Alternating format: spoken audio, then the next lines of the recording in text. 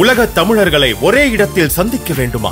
உங்களை அன்புடன் அழைக்கிறது தி ரைஸ் அமைப்பின் 13வது உலக தமிழர்கள் மற்றும் திறனாளர்கள் மாநாடு. நடைபெறும் நாள் ஜூன் 7 முதல் 9 வரை 2024 சுவிட்சர்லாந்து நாட்டில் உலக புகழ்பெற்ற டாவோஸ் காங்கிரஸ் சென்டரில். இன்றே பதிவு செய்வீர்.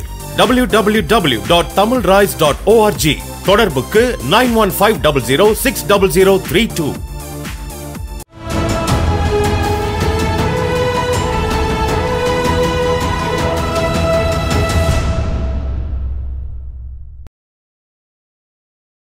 தமிழ் நிறம் நேயர்களுக்கு அன்பு வணக்கம். மீண்டும் உங்களை சந்திப்பதில் மிகுந்த மகிழ்ச்சி.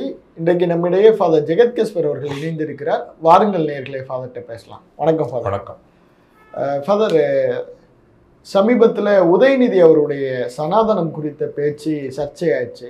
அதற்கான தீர்ப்பு அண்மையில் வெளிவந்திருக்கு. அதை பார்த்தீங்களா ஃபாதர்? அதை பற்றின உங்களுடைய முதற்கட்ட பார்வைகள். இன்று காலையில் நான் பத்திரிகைகளில் அதை படித்தேன். தீர்ப்பினுடைய முழு படிவத்தையும் நான் படிக்கவில்லை. ஆனால் அந்த தீர்ப்பினுடைய திசை என்ன, அதனுடைய வண்ணம் என்ன என்பது அந்த அரைப்பக்க செய்தியிலிருந்து என்னால் எடுத்துக்கொள்ள முடிந்தது. வணக்கத்திற்குரிய நீதியரசர் அனிதா சுமந்த் அவர்கள் அந்த தீர்ப்பினை வழங்கியிருந்தார்கள். சாதி என்பது 100 ஆண்டுகால நிறுவனம்தான் என்பது ஒரு முக்கியமாக கவனிக்கப்பட வேண்டிய ஒன்று. அதே போல இடஒதுக்கீடு முறையையும் அவர் குறிவைத்திருக்கிறார். இடஒதுக்கீடு சமூகங்களுக்கிடையே பகையை மேலும் ஆழப்படுத்துகிறது என்பதை அவர் சொல்லியிருக்கிறார். சனாதனம் என்பது அது eternal faith of the Hindus என்று சொல்லியிருக்கிறார். அதற்கும் சாதி அமைப்பிற்கும் தொடர்பு இல்லை என்பது போல அதில் வெளிப்படுகிறது. அப்போ இதில் முதல்ல நம்ம ஒன்று, இது ஒரு விவாதத்திற்கான தொடக்கமாக எடுத்துக்கொள்ளலாம். உள்ளபடியே இந்த வழக்கு சனாதனத்தை ஏற்றுக்கொள்ளாத, நம்பாத ஒரு தலித் நீதியரசரிடம் அல்லது ஒரு பிற்படுத்தப்பட்ட சமூகத்தின் நீதியரசரிடம்தான் சென்றிருக்க வேண்டும். அல்லது அவர்களுடைய கருத்து என்ன என்பது அறியப்பட வேண்டும். பொதுவில் இன்றைய நாம் வாழ்கின்ற சூழல் என்பது ஒரு அதீதமான ஒரு சூழல். இது இயல்பான சூழல் அல்ல. Constitutional morality and constitutional principles இவற்றை கடந்து RSS என்கின்ற அமைப்பினுடைய கொள்கையை உள்வாங்கிக் கொண்டு, ஆனால் கொஞ்சம் முற்போக்கு போலவும் முலாம் பூசிக்கொண்டு இருக்கக்கூடிய நீதியரசர்கள் பலர் இன்று உள்ளே வந்து விட்டார்கள். உச்ச நீதிமன்றத்தில் இன்று இருக்கக்கூடிய 80% நீதியரசர்கள் உயர் சாதியினராக மட்டும்தான் இருக்கிறார்கள். அவர்கள் இன்று RSS சார்பாக இல்லாத வரை அவர்களை பொதுவெளியில் நாம் விமர்சிக்க கூடாது என்கின்ற ஒழுங்கினை பேணி வந்தோம். ஆனால் இன்று வெளிப்படையாக ஆனால் ரொம்ப சூசகமாகவும் அவர்கள் RSS சார்புடையவர்களாக இயங்குகின்ற பொழுது எந்த அமைப்பையும் விமர்சனத்திற்கு அப்பாற்பட்டதாக கருதக்கூடாது. ஸோ இது ஒரு முதலில் நாம் எடுத்துக்கொள்ள வேண்டிய ஒரு நிலைப்பாடு. இனிமேல் ஒரு நீதியரசர் கொடுக்கின்ற தீர்ப்பு என்பது அவர் எந்த சமூகத்தை சார்ந்தவர், எந்த கொள்கையின் அடிப்படை பின்புலத்தில் இருந்து வருகிறவர் என்கின்ற அடிப்படையிலும் பார்க்கப்பட வேண்டும். அது ஒரு மனிதநேய ஒரு முற்போக்கான செயலாகவும் கருதப்பட வேண்டும். அல்லது தெர் இஸ் நத்திங், என்னை பொறுத்த வரைக்கும் எ கிரிட்டிக்கல் இர்ரெவரன்ஸ் என்று சொல்வேன். அது போப்பாண்டவராக இருக்கட்டும், மடாதிபதிகளாக இருக்கட்டும், நீதியரசர்களாக இருக்கட்டும், இன்றைய காலகட்டம் it calls for a critical irreverence, not reverence. Critical irreverence. அதுக்காக ஒரு மலிவான மரியாதை குறைவான விமர்சனம் அல்ல. இப்போ மதுரை உயர்நீதிமன்றத்தில் RSS அமைப்பிலேயே இருந்த விக்டோரியா கௌரி என்பவர் நீதிபதியாக நியமிக்கப்பட்டார். சிறுபான்மை மக்கள் நடத்துகின்ற பள்ளிக்கூடங்கள் தொடர்பான வழக்கு வருகின்ற பொழுது அவர் ஒருதலை சார்பாகத்தான் தீர்ப்புகள் வழங்குவதாக சொல்லுகிறார். நான் படிக்கல. ஸோ இவை போன்றவை பொது மேடைகளில் விவாதிக்கப்பட வேண்டும். நீதி அரசர்களினுடைய RSS அரசியல் சார்பு இன்று வரைக்கும் நாம் அதை பேசலை. ஏன்னா உயர் சாதியை சார்ந்தவர்களும் ஒரு கான்ஸ்டிடியூஷனல் மொராலிட்டி என்பதை அவர்கள் கடைபிடிப்பதாக நாம் நம்பினோம். அப்படித்தான் அவர்களும் நடந்து கொண்டார். இது ஒன்று. இரண்டாவதாக இன்று சாதி அமைப்பு என்பது எப்படி சமூகத்தில் இயங்குகிறது, இதையும் ஒரு மனம் திறந்த கட்டற்ற ஒரு விவாதத்திற்கு உள்ளாக்குகிற காலமாகவும் இதை நாம் எடுத்துக்கொள்ள வேண்டும். பார்ப்பனிய எதிர்ப்பு என்கின்ற ஒற்றை வழித்தடத்தில் மட்டும் சாதி பிரச்சனையை நாம் அணுகக்கூடாது என்பது என்னுடைய கருத்து. இன்று வரலாற்று வழியில் அதை நாம் அப்படித்தான் பார்க்கிறோம், அதை நாம் ஒரு நிர்தாட்சியமின்றி எதிர்கொள்கிறோம் என்றாலும், இன்று பிற்படுத்தப்பட்ட சமூகங்களினுடைய சாதி வெறி அல்லது பிற்படுத்த சமூகத்திற்கு மேலே இருப்பதாக சொல்லுகிறவர்களினுடைய ஜாதி வெறி, இவற்றை தவிர்த்து விட்டு வெறும் பார்ப்பனியத்தை மட்டுமே பேசிவிட்டு கடந்து செல்வது என்பது பொய்யானது, போலித்தனமானது. அதை பற்றி ஒருவேளை நீதியரசர் அனிதா சுமந்து பேசியிருப்பாரே ஆனால் நான் அதை வரவேற்றிருப்பேன். தமிழ்நாடு அடுத்த கட்டத்திற்கு செல்ல வேண்டும் என்றால் பார்ப்பனியத்தை பற்றி நாம் நிறைய பேசியாகிவிட்டது. ஆனால் பார்ப்பனர் அல்லாதவர்களினுடைய சாதி வரி இருக்கிறது அல்லவா, அதை பற்றி பேசுவதற்கு நாம் தயங்குகின்றோம். அது எந்த சமூகம், முதலியார்களாக இருக்கலாம், வேளாளர்களாக இருக்கலாம், முக்குலத்தோராக இருக்கலாம், வன்னியராக இருக்கலாம், கவுண்டர்களாக இருக்கலாம், நாடார்களாக இருக்கலாம், எல்லா சமூகங்களுக்கும் சாதி பற்று மட்டுமல்ல, சாதி வெறியும் ஏறி இருக்கிறது. வள்ளியூர் பகுதியில் பள்ளிக்கூடத்திற்குள்ளேயே 11ஆம் வகுப்பு 12ஆம் வகுப்பு மாணவர்கள் தங்களுக்குள் சாதி அடிப்படையில் வெட்டு குத்து என்று ஈடுபடுகிறார்கள் என்றால் something is going very wrong with Tamil society. ஆக சாதி குறித்த கதையாடல் என்பது வெறும் பார்ப்பனிய கட்டமைப்பு என்பதாக தர்க்க ரீதியாகவும் வரலாற்று ரீதியாகவும் சனாதனம் தான் அதை கட்டமைத்தது என்று நாம் வாதிடலாம். பார்ப்பனியம் தான் அதை வளர்த்தெடுத்தது, அதை வார்த்து ஆழப்படுத்தி கொண்டு வந்தது என்றெல்லாம் நாம் வாதிடலாம். ஆனால் இன்று நீங்கள் 40-50 ஆண்டுகள் அல்ல அதுக்கு மேலாக 70 ஆண்டுகள் சமூக நீதி அரசியல் கற்பித்தும் கூட, சமூக நீதி அரசியல் நடத்தியும் கூட பிற்படுத்தப்பட்டவர்களையும் அதற்கு மேலே இருக்கிறவர்களையும் இந்த சாதி மனப்பான்மையிலிருந்து வெளியே கொண்டு வர முடியவில்லை. நீங்கள் தப்பிக்க முயல்கிறீர்கள் என்றால் அது நாம் அடுத்த கட்டத்திற்கு நாம் நகர்ந்து செல்ல முடியாது. எனவேதான் நாம் இன்று தமிழை பற்றி கொள்கின்றோம். பிறப்புக்கும் எல்லா உயிர்க்கும் என்கின்ற அடிப்படையிலான அந்த கருத்துக்களை எல்லாம் சொல்வதற்கு காரணம், வெறும் பார்ப்பனர்களை மட்டுமே திட்டிவிட்டு நாம் தப்பித்து விடக்கூடாது. ஏனைய சாதிகளுக்குள் புகுந்திருக்கிற அந்த சாதிய வன்மம் வெறி இவற்றையும் நாம் நிர்தாட்சியம் என்று அதான் நான் சொல்ல வந்தேன். நீங்கள் ஒரு கட்டற்ற விவாதத்திற்கு உள்ளாக்க வேண்டும். இது ரொம்ப ரொம்ப முக்கியமான விஷயம். அதுக்கு நமக்கு இன்னைக்கு புதிய பெரியார்கள் வேண்டும். புதிய பெரியார்கள் நம்ம இருக்கிற இந்த பிற்படுத்தப்பட்ட சமூகங்கள் இருக்கு இல்லைங்களா, அவங்களினுடைய சாதியத்தை பற்றி பேசுறதுக்கான ஒரு மனம் திறந்த ஒரு வெளி ஒன்று வேண்டும். இது ரெண்டாவது. இன்னொன்று, வரலாற்றை பற்றி பேசுகிற போது, வரலாற்றில் என்னென்ன நடந்தது என்பதை பேசுகின்ற பொழுது பரிவோடும் பொறுப்புணர்வோடும் பேச வேண்டும். இப்போ ஒரு 10ஆம் வகுப்பு 12ஆம் வகுப்புல ஒரு பிராமண பிள்ளையே இருப்பதாக கொள்ளும். அதுக்கு என்னன்னு தெரியாது. வரலாற்றில் நிகழ்ந்து விட்ட தவறுகள், குற்றங்கள், அதற்கான பழியை அந்த சமூகத்தின் மீது நாம் ஏற்றி வைக்கலாமா என்பதும், அப்படி ஏற்றி வைக்கிற பொழுது எவ்வளவு கவனமாகவும் அக்கறையோடும் நடந்து கொள்ள வேண்டும் என்பதும் ஒரு முக்கியமான கருத்தாக நான் நினைப்பது உண்டு. ஏன்னா அவங்களுக்கு என்னென்ன தெரியாமல் இருக்கு. ஒரு புதிய தலைமுறை உருவாகிறது. அப்போ நீ பாப்பாத்தி, நீ பாப்பா அப்படிங்கிற கொச்சையான சொல்லாடல்களோ அல்லது ஒரு சமூகத்தை பழித்து இழிக்கிற சொல்லாடல்களோ தவிர்க்கப்படுவதும், அகடமிக்காக இதை எப்படி வரலாறு இப்படி தான் நடந்தது. இப்போ நான் ஒரு கிறிஸ்தவ திருச்சபையிலே எவ்வளவு தவறுகள் நடந்திருக்கிறது, அதை உரிய வயதில் ஒரு அகடமிக்காக இப்படியெல்லாம் நடந்தது, இதிலிருந்து நாம் என்னென்ன பாடங்களை கற்றுக்கொள்ள வேண்டும் என்கின்ற அடிப்படையில் எந்த வயதில் எப்படி ஒரு அறிவு சமூகத்திற்கு எடுத்து செல்வது, இது ஒரு பொது வெளியில் நாம் பொறுப்புணர்வோடு ஒரு சமூகத்தை மட்டுமே நம்ம ஒரு கார்னருக்குள்ளே கொண்டு போய் தமிழகத்தில் அந்த கதையாடலிலும் எனக்கு உடன்பாடு இல்லை. அதிலும் குறிப்பாக இளம் சமூகத்தினரிடம் அந்த கதையாடல் சென்று சேர்கின்ற பொழுது நமக்கு பரிவு, அக்கறை, பொறுப்புணர்வு நிரம்ப வேண்டும் என்று கருதுகிறவங்க. இப்போ நம்ம நீதியரசனுடைய இதுக்கு வரும். அவங்க என்ன சொல்றாங்கன்னா, தொழில்முறையில் அடிப்படையில் அமைந்தது தான் அப்படிங்கிறது, ஜாதிங்கிறது தொழில்முறை அடிப்படையில் வந்தது தான்.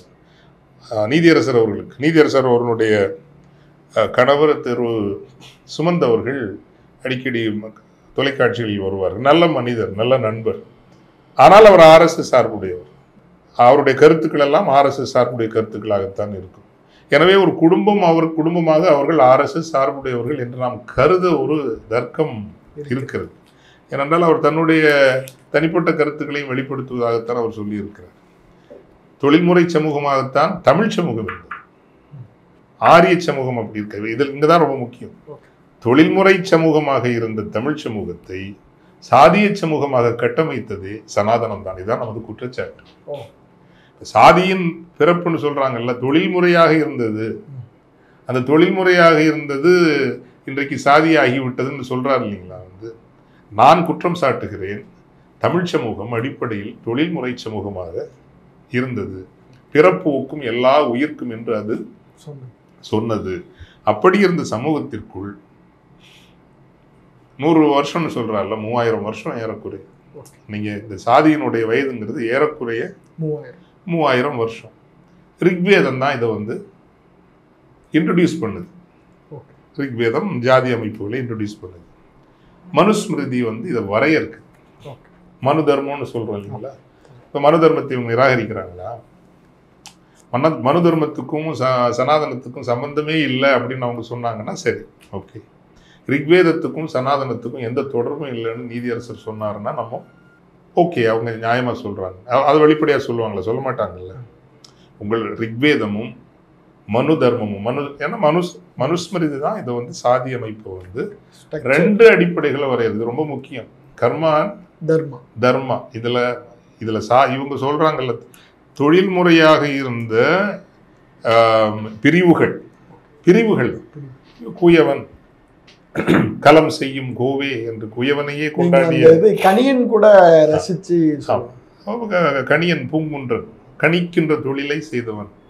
ஆக அந்த சமூகத்திற்குள் எப்படி இந்த சாதியை கொண்டு வைதீகம், இதுதான் நீங்க சொல்ற இந்து மதம், நீங்க சொல்ற இந்து மதத்துக்கும் என்னுடைய தகப்பனார், என்னுடைய அப்பா இந்து தான், என்னுடைய தகப்பனாரின் இந்து மதத்துக்கும் எந்த தொடர்பும் கிடையாது. அவரை நீங்க உங்க இந்து மதத்தில் சேர்க்காதீங்கிற. அவர் சிறுதெய்வ வழிபாட்டை சார்ந்தவர். அவர் இந்த நிலத்து மரபு அவர் இந்த நிலத்தினுடைய மரபுகளை சார்ந்தவர். உங்களினுடைய வைதீகம் தான் கெடுத்தது. நான் அடிக்கடி சொல்வேன் அல்லவா, இந்தியாவிற்குள் நுழைந்த முதல் அந்நிய மதம் வைதீக இந்து மதம். அதற்கு பிறகு இஸ்லாம் வந்தது, அதற்கு பிறகு கிறிஸ்தவம் வந்தது. ஆக நீங்க அந்நிய மதம் என்று சொன்னால் முதலில் இந்த வைதீகத்தை தான் சொல்ல வேண்டும். வைதீகத்தினுடைய அடிப்படை என்பது சனாதன தர்மம். அது கர்மா தர்மான்னு ஆகுது. என்ன அப்படின்னா, கர்மான்னா பிறப்பிலேயே அது முடிவு செய்யப்படுது. மரியாதைக்குரிய நீதியரசர் அவர்களை பொது மேடைக்கு அழைக்கிறேன். ஒரு கிறிஸ்தவன் நாளை இந்துவாக மாற முடியும், ஒரு இந்து நாளை இஸ்லாமியனாக மாற முடியும். ஒரு இஸ்லாமியனோ இந்துவோ கிறிஸ்தவனோ யாராக இருந்தாலும் எனக்கு இறை நம்பிக்கையே இல்லை என்று நாளை அறிவித்து விட முடியும். ஸோ மதங்களை இந்த சட்டையை கழுத்தி தூர போடுவது போல நீங்கள் நீக்கிவிடலாம். ஆனால் உங்கள் சாதியை மாற்ற முடியுமா? நீங்கள் ஒரு பிராமணர், நீங்கள் முதலியார் ஆக முடியுமா? நீங்கள் உடையார் ஆக முடியுமா? நீங்கள் நாடார் ஆக முடியுமா? அல்லது ஒரு நாடார் பிராமணராக மாற முடியுமா? ஒரு மீனவர் முதலியாராக முடியுமா? ஒரு பறையர் ஒரு கவுண்டராக முடியுமா? இதுதான் கர்மா என்று வரையறுத்தது உங்கள் மனுஸ்மிருதி. இப்போ இதுக்கு என்ன பதில் சொல்ல போறீங்க? ஸோ மாற்றப்பட முடியாதது. சனாதனம் என்றால் என்ன? நித்தியமானது, நிரந்தரமானது, மாற்றப்பட முடியாது. அதுக்குள்ள கர்மான்னு ஒரு விஷயத்தை கொண்டு வச்சிங்களா, உன் பிறப்பு உன்னுடைய கர்மம். ஐரோப்பிய சமூகங்களிலும் நீங்கள் சாதிகளினுடைய இந்த சாயல் நீங்க பார்க்கலாம். ஆனால் அதில் 3 தான் அதிகமாக வெளிப்படும். என்னது? அப்பர் காஸ்ட், இந்த பிராமின்ஸ். இங்கே பிராமின்ஸ் சொல்றது அங்கே ஒரு முதல் நிலை சமூகம், ஷத்ரியாஸ், வாரியர் கிளாஸ், போரிடுகின்ற சமூகம், வணிகம் செய்கின்ற சமூகம். இதுக்குள்ள 2 மேட்டரை கொண்டு பூத்தனா நமக்கு பாருங்க. அதான் atrocious, and it has to be confronted intellectually and said, yeah, you introduced Shudras, you introduced untouchables and unseeables, people who have no caste. இது மாதிரி ஒரு கொடுமைங்கிறது உலகத்தில் கிடையாதுங்க. உங்கள் பிறப்பிற்கு இறை மூலமே இல்லை என்று தலித் சமூகங்களை நீங்கள் சொன்னீர்கள். கண்டால் தீட்டு என்று சொன்னீர்கள். தொட்டால் தீட்டு மட்டும், கண்டால் தீட்டு என்று சொன்னீர்கள். ஏன் அப்போ அப்புறம் ஒவ்வொன்றுக்கும் விதிக்கப்படுது. உனக்கு இதான் டியூட்டி. ஏன் காலாதி காலமாக ஒரு சூத்திரனிடம் நீங்கள் தண்ணி வாங்கி குடித்தாலே நீங்கள் தீட்டுன்னு சொல்லலையா? இப்போ நான் மீண்டும் சொல்கிறேன், இதையெல்லாம் நீங்கள் இளைய தலைமுறையிடம் பேசுகின்ற பொழுது பொறுப்போடும் பரிவோடும் அக்கறையோடும் பேச வேண்டும் என்பது எனக்கு மாற்று கருத்து இல்லை. ஆனால் வரலாற்றையும் வரலாற்றினுடைய துயரங்களையும் வலிகளையும் நீங்கள் மறுக்கக்கூடாது. இப்போ கூட நான் இங்கே வர்றதுக்கு முன்னாடி ஒரு செய்தியை நான் படிச்சுட்டு நான் வந்தேன்னு வச்சுங்களேன். இப்போ நான் இங்கே இந்து மதத்திற்கு உள்ளே, நீங்கள் இந்து மதம்னு சொல்கிறீங்கல்ல, சனாதன தர்மம். சரி, சனாதன தர்மம் நித்திய எல்லாம் வசுதேவ குடும்பம் அப்படியெல்லாம் இருந்ததுன்னா இது வரலாற்று பதிவு. நாடார் சமூகம் 1870, ஏன்னா இந்த நாடார் சமூகத்தை பற்றி பேசணும்னா இன்னைக்கு இந்த ரொம்ப பித்தம் ஏறி மதவெறி பித்தம் ஏறி சுத்துற ஒரு சமூகம் இந்த சமூகம். அந்த சமூகத்துக்கு சொல்லணும், ஏன்னா ஆர்எஸ்எஸ்க்கு எல்லாம் இன்னைக்கு நான் போய் ஃபைட் பண்ணி சாகிறதுக்கு நிற்கிறதுல நிறைய பேர் இந்த நாடார்கள் தான். இதை நான் தைரியமாக சொல்லலாம். அதுக்கு காரணங்கள் உண்டு, நான் சொல்கிறேன். ஏன்னா என் குடும்பத்திலேயே இந்து சமூகத்தவர்கள் இருந்தனாலையும் திருவிதாங்கூர் சமஸ்தானத்தினுடைய நம்பூதிரிகள் நாயர்களினுடைய கொடுமைக்கு எங்கள் சமூகத்தை சார்ந்தவர்கள் என்னென்ன பாடுபட்டார்கள் என்கின்ற வரலாற்று நினைவுகள் எங்களுக்கு உள்ளதுனால யாரையும் நான் ஃபேஸ் பண்ண முடியும். வாயா வா உட்கார் பேசலான்னு. இந்த நீதியரசரும் சரி எந்த நீதியரசரும் சரி, நாங்கள் குமரி மாவட்டத்தில் அது குறிப்பாக உழவங்கோடு பகுதியில் நாங்கள் என்னென்ன பாடுபட்டோங்கிறது எங்களுடைய மூதாதையர்களின் வரலாற்று கதைகள்னு எங்களுக்கு தெரியும். 1872 திருச்செந்தூர் கோவிலில் தடையை மீறி 7 நாடார்கள் உள்ளே நுழைந்து தேங்காய் உடைத்தார்கள். கோவில் நிர்வாகம் இவர்கள் மீது வழக்கு தொடுத்தது. அப்போது எங்கள் வசுதேவ குடும்பத்தில் நடக்குது இது. 1877 மூக்க நாடார் மதுரை கோவிலுக்குள் கிளிமண்டபம் வரை சென்று விட்டார். அடையாளம் கண்டு கொண்ட கோவில் பணியாளர்கள் தீட்சிதர்கள் அவரை கொன்று விட்டார். 1874 இதெல்லாம் வரலாற்றில் இருக்கு. 76-78 ஸ்ரீவில்லிபுத்தூர் தாலுகா திருத்தங்கலில் கோவில் உள்ளே நுழைய நாடார்கள் போராட்டம் நடந்தது. மாவட்ட நீதிபதி தடை உத்தரவு பிறப்பித்து கோவிலை சுற்றியுள்ள தெருக்களில் ஊர்வலம் செல்ல அனுமதி அளித்தார். 85 கமுதி கோவிலுக்குள் நுழைய அனுமதி கேட்டார்கள். கோவில் நிர்வாகம் காணிக்கையை உயர்ஜாதியினர் மூலம் கொடுத்து விட சொன்னது. நாடார்கள் மறுத்து விட்டார்கள். இந்த கமுதி கோயிலில் நம்ம எல்லாம் தமிழ் தாத்தான்னு கொண்டாடுறோம்ல, ஊவை சாமிநாத ஐயர் நாடார்களுக்கு எதிராக சாட்சி சொன்னார். அந்த சாட்சியும் பதிவில் இருக்கிறது. ஆனால் அவங்க பேச மாட்டாங்க. அவர் ரொம்ப நல்லவர், ரொம்ப உயர்ந்தவர் தான், தமிழுக்கெல்லாம் நல்ல சேர்க்கார். பட் அவர் கமுதி கோவில் போராட்டத்தில் நாடார் சமூகத்திற்கு எதிராக சொன்ன சாட்சியம் பதிவாக இருக்கு. அப்புறம் 85 1890 திருச்சுழி கோவிலுக்குள்ளும் மதுரை கோவிலுக்குள்ளும் நாடார்கள் செல்ல முயன்ற போது அபராதம் விதிக்கப்பட்டது. 1897 இருளப்ப நாடார் தலைமையில் 5-6 நாடார்கள் காவடி எடுத்துக்கொண்டு இரவில் கோவிலுக்குள் நுழைந்தார்கள். தேங்காய் உடைத்து வழிபாடு நடத்தினர். கோவில் நிர்வாகம் வழக்கு தொடுத்தது. கோவிலை சுத்தம் செய்ய ரூபாய் 500 நாடார்கள் தர வேண்டும் என நீதிமன்றம் கொடுக்குது. கோயிலுக்குள்ளே போனதுக்கு நீங்கள் தண்டனை 500 ரூபாயும் கொடுத்து உள்ள சுத்தம் போய் செய்யுங்க. இது கோர்ட்டு சொல்லுது. இப்படி வரிசையாக சொல்கிறாங்க. அது இதெல்லாம் எப்படி நீங்கள் 100 வருஷம்தான் ஜாதியினுடைய வரலாறுன்னு சொல்கிறீங்களே. இந்த இந்த நாட்டின் தமிழகத்தினுடைய மிகப்பெரிய சமூகங்களில் உண்டான நாடார் சமூகம் கோயிலுக்குள் நுழைவதற்காக எத்தனை உயிர்களை விலையாக கொடுத்துருக்கிறது. அதனால தான் இன்னைக்கு இருக்கிறவங்க வரலாறு தெரியாது இல்லையா? ஸோ அந்த வரலாற்று இன்னைக்கு இருக்கிற எல்லாரையும் நீங்கள் பார்த்தீங்கன்னா ஆர்.என். ரவி உட்பட இது போன்ற நீதியரசர்கள் உட்பட வரலாற்றை மறுப்பது, வரலாற்றை திரிவுபடுத்துவது, வரலாற்றை இந்த ரிவிஷனிஸ்ட் ஹிஸ்டரின்னு மாற்றுவது என்பது கருத்துக்கள். இன்றைக்கு நம்ம ஒரு நவீனத்துவத்தை நோக்கி நகர வேண்டும் என்பதனால் முதல்ல சொன்னேன். இந்த ஜாதி என்கின்றதை கையாளுகின்ற பொழுது நேர்மையோடு நாம் கையாள வேண்டும். வரலாறை மறுக்கக்கூடாது. இது மனுஸ்மிருதி வரையறுத்தது தான். இது சனாதனத்தோடு சம்பந்தப்பட்டது தான். சனாதனம் அடிப்படையில் சொன்ன கொள்கைகள் ஒருவேளை சிறந்தவையாக இருந்திருக்கலாம். But what came to be Manusmriti, karma and dharma, மாற்றப்பட முடியாத உங்கள் விதி, தலையெழுத்து. ஒரு தலித்தாக இருந்து பார்த்தால்தான் அதனுடைய வலி உங்களுக்கு தெரியும். நீங்கள் ஒரு தலித்தாக இல்லாதவரை அந்த வலி உங்களுக்கு தெரியாது. நிராகரிக்கப்பட்டு புறக்கணிக்கப்பட்டு அவமரியாதை செய்யப்பட்டு எல்லா வாய்ப்புகளும் மறுக்கப்பட்டு அப்புறம் இடஒதுக்கீடு வர இடஒதுக்கீடுல நிறைய குளறுபடிகள் இருக்கத்தான் செய்து, இல்லைன்னு சொல்ல முடியாது. அதிகமாக பிசிஸ் பிற்படுத்தப்பட்ட சமூகங்கள் இன்னைக்கு அதை நிறைய எடுத்திருக்காங்க. பட் இன்னைக்கு நீங்கள் பார்த்தீங்கன்னா இந்த இந்த மெரிட்டுங்கிறதெல்லாம் அவங்க டிசைட் பண்ணுற விதத்தை பார்த்தீங்கன்னா, நான் கேட்குறேன், இந்த திமுக அண்ணா திமுக எல்லாம் ரொம்ப ரொம்ப வந்து ஒரு மொக்கையாக போயிடுச்சுன்னு வச்சுங்களேன். வந்து you should demand a white paper. Supreme கோர்ட்டில் ஜட்ஜஸ் இருக்கீங்க, ஒயிட் பேப்பர் எத்தனை பேர் என்னென்ன ஜாதியாக இருக்கிறீங்க. ஏன்னா எல்லாரும் ஜாதியாக தான் செயல்படுறாங்க. முக்கால்வாசி பேர் நல்லவர்கள் இல்லைன்னு நான் சொல்லவே இல்லை. அல்லது அரசனுடைய உயர் கேபினெட் செக்ரட்டேரியட்டில், பிரைம் மினிஸ்டர் ஆஃபீஸில் எத்தனை பேர் இருக்கிறீங்க, யார் யார் என்ன இன்னொரு வெள்ளை அறிக்கை கட்டாயம் வேணாலும் மீடியா. அன்றைக்கி ராகுல் காந்தி ஒரு கேள்வி கேட்டார் பாருங்க, அழகான கேள்வி. என்கிட்ட கேள்வி கேட்குற நீங்கள் எத்தனை பேர் தலித்துன்னு கேட்டார், எத்தனை பேர் ஓபிசின்னு கேட்டார். ஒருத்தர் கூட இல்லை, ஒருத்தர் கூட இல்லை நேஷ்னல் மீடியாவில். ஸோ இப்போ நீங்கள் என்டிடிவி, இந்தியா டுடே இதெல்லாம் வாரத்தில் வந்து பேருக்கு வேறு வழி இல்லைன்னு 1-2 பேரை ஒரு வேளை உள்ளே வச்சுருப்பாங்களே தவிர இட் இஸ் கண்ட்ரோல் பை இதெல்லாம் வந்து ஒரு ஒயிட் பேப்பர் வேணும். ஆக ஏதோ எல்லாம் நல்லா தான் இருக்குது அப்படின்னு சுகர் கோட் போட்டு இன்றைக்கி எல்லாரும் இந்து ஒருத்தர் அப்படிலாம் கிடையாது. எல்லாரும் இந்து அப்படின்னா தான் சொல்கிறேன்ல, இதே ஜட்ஜ்மெண்ட் இதே கேஸ் வந்து நான் சனாதனத்தை நம்புகிறவள், நான் எனவே இதை கையாள விரும்பவில்லை, சனாதனத்தால் பாதிக்கப்பட்ட அல்லது அதை எதிர்க்கிற அம்பேத்கரிய மரபிலிருந்து வந்து ஒரு நீதியரசிடம் கொடுங்கள். அதில் ஒரு டெஸ்ட் கேஸுக்காக இதை கேஸை வந்து அவர் எப்படி பார்க்குறாருன்னு ஒரு அம்பேத்கரிய சிந்தனை பின்புலத்திலிருந்து வரக்கூடிய அவர் இந்த நாட்டினுடைய அரசியல் சட்டத்தை வகுத்தவர் தான். அவருடைய எழுத்துக்கள், அவருடைய சிந்தனைகள், அவருடைய வாழ்வு அனுபவங்கள் அந்த பின்புலத்திலிருந்து இப்படி ஒரு இந்த பிரச்சனையை சொல்லட்டுமே, அப்போ ரெண்டையும் நம்ம விவாதிக்கலாம்.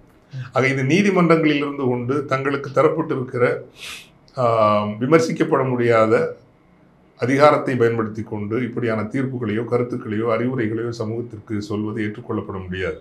நீங்கள் பொதுவெளிக்கு வாருங்கள், நான் வருகிறேன் என்று சொல்லி கொண்டு வாருங்கள், சனாதனத்தை பற்றி நான் விவாதிக்க விரும்புகிறேன், என்னோடு விவாதிக்க விரும்புகிறவர்கள் வாருங்கள், நான் ஒரு நீதியரசர் தான், நீதி அவையில் இருந்து கொண்டு நான் விமர்சிக்கப்பட முடியாத அந்த இடத்தில் இருந்து கொண்டு நான் இவற்றையெல்லாம் சொல்ல விரும்பவில்லை, விமர்சிக்கப்படக்கூடிய எதிர்கொள்ளத்தக்க ஒரு களத்தில் இருந்து கொண்டு நான் பேச விரும்புகிறேன், வாருங்கள் என்று அழைப்பு விடுத்திருந்தால் அவருடைய அழைப்பு வந்து வரவேற்கப்படத்தக்க வணங்கத்தக்க ஒன்றாக இருந்திருக்கும். ஆனால் நீதி என்கின்ற அந்த இடத்தில் இருந்து கொண்டு இப்படி அவர் செய்யக்கூடாது. ஒரு நீதிமன்றத்துக்குள்ள ஒரு வரையறுக்கப்பட்ட அந்த சட்ட வரைவில் நின்று தான் ஒரு நீதிபதி பேசணும். ஆனால் இவங்க அதை தாண்டி தான் சார்ந்திருக்கிற ஒரு சனாதனம் அப்படிங்கிற ஒரு மத போதகர் மாதிரியான கருத்துக்களை தெரிவிக்கிறாங்க. இது எப்படி அரசியலமைப்பு சட்டம் இதை அலோவ் பண்ணுதா ஃபாதர்? இல்லை, அலோவ் பண்ணலை. பட் என்னன்னா, நீங்கள் ஓவரால் பொலிட்டிக்கல் கான்டெக்ட் இருக்கு இல்லைங்களா. இப்போ என்னன்னா, ஒரு பிராமணர் அல்லாத ஒரு சங்கம்னு எதுக்கு வந்தது? அரசு துறைகளிலும் அதிகாரமிக்க இடங்களிலும் தங்கள் எண்ணிக்கைக்கு மிக மிக அதிகமாக நீங்கள் டாமினேட் பண்ணுறீங்க. அதை எதிர்த்து தான் அந்த பிராமணர் அல்லாதர் இயக்கங்கிறது வருது. அப்போது இன்னைக்கு வந்து அவங்க சொல்கிற சில கருத்துக்கள் உண்மைதான். இன்னைக்கு டாமினேஷன் பை த பிசிஸ். ஆனால் இருந்தும் கூட முக்கியமான இடங்களில் இப்போ என்னைக்கு அயோத்தியா பிரச்சனையை இப்போ ரத யாத்திரை எப்போ ஆரம்பிக்கிறார் அவர், மண்டல் கமிஷன் அறிக்கையை விபி சிங் வந்து நிறைவேற்ற கொண்டு வர்றார். ஓபிசி பாலிட்டிக்ஸை வந்து இடைமறிக்கத்தான் அயோத்தியா என்பது கொண்டு வரப்படுது. ஆனால் அதுலேயும் இது அந்த வரலாறுங்கிறது ஒரு ஒரு வகையான ஒரு செம வில்லன் வச்சுங்களேன். வரலாறு செமையான வில்லன். இன்னைக்கும் அடுத்து இந்த எலெக்ஷனில் வருதாக ஒரு மாற்றம் நடக்கணும்னா அவங்களுக்கு தெரியும், பிசிஸ் இல்லாமல் நீங்கள் பவர் பிடிக்க முடியாதுங்கிறது நல்லா தெரியும். ஸோ வட மாநிலங்கள்லேயே அவங்க பிசி பாலிட்டிக்ஸுக்கு மேலே ஏறி தான் அவங்க பவர் பிடிக்க முடியுது. ரொம்ப நாள் பார்த்துட்டு சும்மா இருக்க மாட்டா, என்னையா நீ இந்துங்கிற எல்லாம் எப்போ நீயே உட்காந்துருப்பியா கேட்பாங்கல்ல. என்ன நீங்கள் எப்போவுமே நீங்கள் எனது தாக்கூர்களும் ஜாட்டுகளும் பிராமணர்களும் தான் உட்காந்துருப்பீங்களா, ஏன் எங்காலும் வரக்கூடாதா, உடையார் வரக்கூடாதா, முதலியார் வரக்கூடாதான்னு கேட்பாங்கல்ல. எல்லாம் இந்துன்னு சொல்லிக்கிறீங்க, அப்பெல்லாம் நீங்களே உட்காந்துருக்கிறீங்களா. பட் அடிப்படையில் என்ன நீங்கள் யோசிக்கணும்னா, பிசி பாலிட்டிக்ஸுங்கிறது இன்றைக்கி ஒரு பெரிய டாமினன்ட் பாலிட்டிக்ஸ் தான். அதுதான் அவங்க சொல்ல வராங்க. ஜாதி ரிசர்வேஷன்லேயும் நிறைய இஷ்யூஸ் இருக்குதுன்னு, அந்த இஷ்யூஸை நம்ம விவாதிக்கத்தான் வேணும். இன்னொன்று பேசணும், இந்த ரிசர்வேஷனால் பயன்பெற்ற ஒரு தலித் சமூகத்தை எடுத்துக்கோங்க, அது வந்து கடுமையான விமர்சனத்துக்குள்ளாக்கணும். எத்தனை ஐஏஎஸ் ஆஃபீஸர்ஸ் தாங்கள் ஒரு தலித்துன்னு வெளிப்படையாக சொல்லி அந்த சமூகத்துக்கு நான் ஏதாவது செய்யணும் அப்படின்னு எத்தனை பேர் செய்கிறாங்க. அவங்க இது ரிசர்வேஷனை பயன்படுத்தி படித்து வந்தாச்சுன்னா அப்புறம் வந்து தாங்களோட தலித்துன்னு அறியப்படக்கூடாது, தாங்களோட எலிட் அப்படின்னு போய்டுறாங்கல்ல. இதெல்லாம் விமர்சிக்கணுங்க. இதெல்லாம் இவங்க விமர்சிச்சுப்பாங்கன்னா நான் ரொம்ப மதிச்சிருப்பேன்.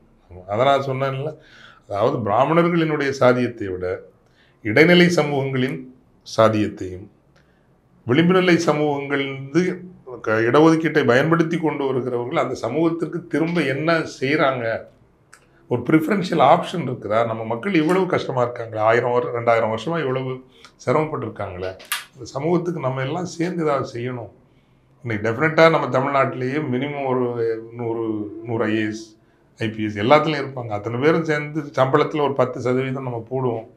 ஒவ்வொரு வருஷமும் நம்ம 100,000 பிள்ளைங்களை படிக்க வைப்போம், அவங்கள உயர்ந்ததை கொண்டு போகிறோம். அந்த எந்த கமிட்மெண்ட்டையும் காணோம். See, openly you say that I come from this background and I would like to be with my people. சொல்கிறதுல என்ன தப்பு இருக்குது? Pride, it is a pride. So இதெல்லாம் நம்ம விமர்சனத்துக்கு உள்ளாக்க வேண்டிய தேவை இருக்குதுன்னு நான் நினைக்கிறேன். அந்த விவாதங்களுக்கு இந்த தீர்ப்பு ஒரு தொடக்கமாக இருக்கட்டும். அதாவது இந்த தீர்ப்பில் 3 விஷயம் நீங்கள் சொன்ன மாதிரி, ஃபஸ்ட்டு ஜாதிக்கு சில 100 ஆண்டுகள், அப்புறம் சாதிக்கும் வர்ணாசிரமத்திற்கும் சம்பந்தம் இல்லை அப்படின்னு சொன்னது, இடஒதுக்கீடு குறித்த இந்த இவங்களோட ஓவரால் அஜெண்டா என்னவா இருக்கும்னு நினைக்கிறேன்? ஆர்எஸ்எஸ் அஜெண்டா, வேற ஒன்றும் இல்லை. ஓகே, இவங்க ஆர்எஸ்எஸ் உடைய அந்த மனநிலையை வெளிப்படுத்த ஆர்எஸ்எஸ் உடைய வேர்ல்ட் வியூ ஒன்று இருக்குல்ல. ஓகே, அந்த வேர்ல்டு வியூ தான் நீங்கள் நிறைய பேர் முற்போக்கு முகம் தரித்திருக்கிறவர்கள் கூட நிறைய இருக்காங்க. அப்படி நீங்கள் மீடியாவுக்குள்ள ஒரு பக்கம் முற்போக்கு இருக்கும், ஆனால் இன்னொரு பக்கம் இந்த ஒரு ஈழத்தினுடைய அழிவில் பார்த்தேன், இங்கே இருக்கக்கூடிய அத்தனை முற்போக்கு பிராமண நண்பர்களும் அதில் குதூகூலம் அடைந்தார். ஒரு தமிழருக்கான தனிநாடு என்கின்ற கோரிக்கை தோற்றுவிட்டது என்பதில் அவ்வளவு பேரானந்தம் அவர்களுக்கு. அதெல்லாம் நான் பார்த்தேன், பக்கத்துல இருந்து பார்த்தேன். எனக்கு நிறைய நண்பர்கள் இருக்காங்க. அவ்வளோ ஒரு என்ன சொல்கிறது, ஒரு பெர்வர்டன், அவங்களும் பெர்வர்டன் சொல்கிறாங்க. பட் ஐ சா இன் மை ஓன் ஃப்ரெண்ட்ஸ். புலிகளை நீங்கள் ஏற்றுக்கொள்ளாமல் இருக்கலாம், ஆனால் 1.5 லட்சம் மக்கள் கொல்லப்பட்டதை பற்றின ஒரு அக்கறை கூட இல்லாமல் இங்கு முற்போக்கு முகந்தரித்து கொண்டு எழுத்தாளர்களாகவும் சிந்தனையாளர்களாகவும் பதிப்பாளர்களாகவும் வழக்கறிஞர்களாகவும் நீதியரசர்களாகவும் உலா வருகிறவர்கள் அந்த அழிவை கண்டு மகிழ்ந்தார்கள். தமிழர்களுக்கென்றும் ஒரு தனிநாடு அமையப் போகின்ற அந்த சாத்தியப்பாடு சிதைக்கப்பட்டதை பார்த்து குதூகூலம் அடைந்தார். அப்போ தான் அவங்களுடைய பெர்வர்ஷன் நான் பார்த்தேன். இந்த அம்மாவும் பெர்வர்ஷனை பற்றி பேசுகிறாங்க. ஐ சா தேர் பெர்வர்ஷன் அந்த டைமில். அதனால தான் நான் அதுக்கு பிறகு எதை பற்றி நான் கவலைப்படுறேன், நீ என்ன அக்செப்ட் பண்ணேன்னா நான் ஒன்றும் எந்த அரசியல் தேர்தலால் நிற்க போகிறதில்லை. ஐ எம் ஹியர் டு பேர் witness to what I believe. நான் எதை நம்புகிறேனோ அதை நீ ஏற்றுக்கலைங்கிறது உங்கள் பிரச்சனை அப்படிங்கிற ஒரு நிலைப்பாடு. இல்லைன்னா நான் ஐயோ நம்ம நண்பர்கள் நிறைய இருக்காங்களே, நல்லவங்களும் அந்த சமூகத்தில் நிறைய இருக்காங்களே, மற்ற விஷயங்கள் எல்லாம் ரொம்ப நல்லா இருக்காங்களே, அப்போ அவங்க மனசு புண்படுற மாதிரி நம்ம பேசிடக்கூடாது அப்படின்னு நம்ம நினைக்கிறோம். அவங்க பேசுகிறதில்ல, செயலில் இருக்காங்க.